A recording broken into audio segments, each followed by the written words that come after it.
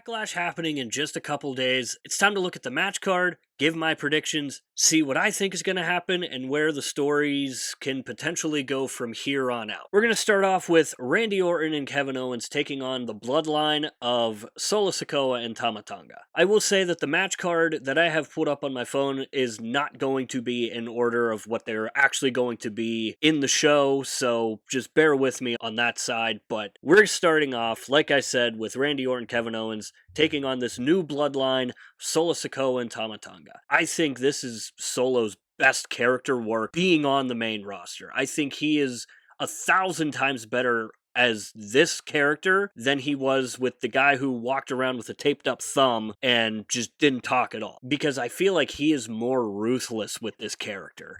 And I think it is by far, I think, in my opinion at least, is his best character work since being on the main roster. In saying that, I think the Bloodline win. I think Solo and Tama Tonga get the job done, and I would not be surprised, I'm not going to bet the house on this, but I wouldn't be surprised if we get a debut of possibly Jacob Fatu, somebody else joining this new bloodline while Roman Reigns is out, while The Rock is out, and kind of planting the seeds of what's the next chapter going to be in this bloodline storyline. Moving along to the Women's Tag Team Championship, and let me start by saying this is going to be a quick one. The match is the Kabuki Warriors taking on the team of Bianca Belair and Jade Cargill, and I think it's not even going to be close. Jade Cargill and Bianca Belair are going to win this match. There is not a person in the world that can convince me that that team is going to lose, and that's not a knock on the Kabuki Warriors. They are fantastic workers, and they have had a really solid run as tag team champions,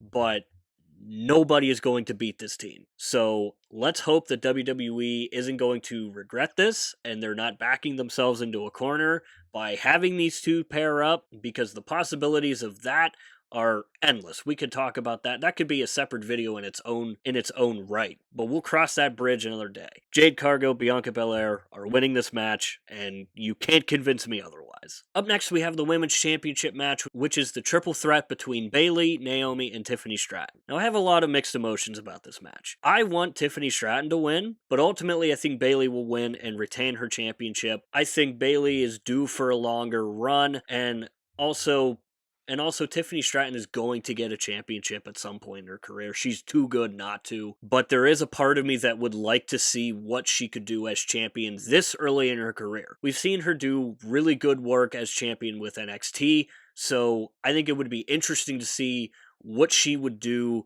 this early in her career on the main roster. But again, ultimately, I think her time is coming. It's just not going to be this soon. Bayley gets the win and retains. This next match, I think, is going to be very story-driven. And that match is for the World Heavyweight Championship between Damian Priest and Jey Uso.